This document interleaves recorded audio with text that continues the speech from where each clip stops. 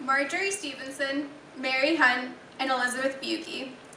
These are the names of some of the most influential women in microbiology that you probably haven't heard of. But you're not the only one. And we have none other than Charles Darwin to thank for breeding sexism in science.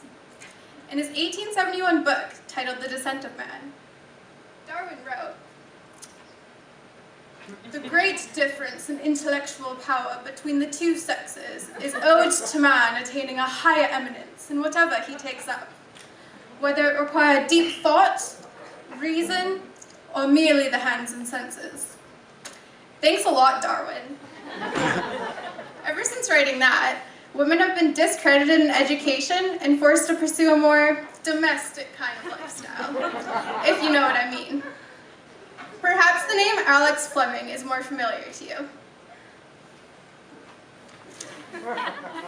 My friend Fleming was credited with discovery of the world's first effective antibiotic by accidentally contaminating his bacterial cultures with mold. After his discovery, the world was hopeful for eradication of many global infectious diseases, but unfortunately, my friend Fleming could not figure out a method for mass production of his drug. This is where Mary Hunt comes in. You see, Mary would spend long hours at the local market scouring the fruits and veg to make sure she wasn't taking any rotting produce home to her family.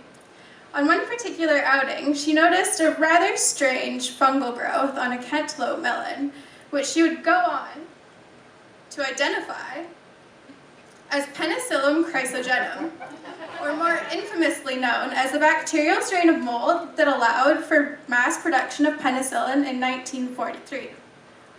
So, funnily enough, I guess we could say that the scientific contribution of Moldy Mary was due to her culinary inclinations, after all. Like my sisters before me, I'm a woman studying bacteria. More specifically, I study bacterial metabolism, or the biochemical reactions that occur within bacteria that allow them to survive and thrive in a wide variety of environments. Pseudomonas aeruginosa is one of the most adaptable organisms on the planet and has been isolated from virtually every niche, whether it be the human body, the soil, or the water. Because of irresponsible use of antibiotics in medicine and agriculture, it is becoming increasingly difficult to treat Pseudomonas infections. In fact, the Government of Canada released a statement today listing this bug amongst some of the most deadly in the world for which new antibiotics are urgently needed. Pseudomonas is one of the more troubling genera of bacteria because it's an opportunistic pathogen, meaning it infects those who are already immunocompromised. It is responsible for more than half of all hospital-acquired cases of pneumonia and skin wound infection, and is highly comorbid to the genetic disorder cystic fibrosis. In response to nutrient limitation or antibiotic exposure in the human body, Pseudomonas might adopt one of several different lifestyles.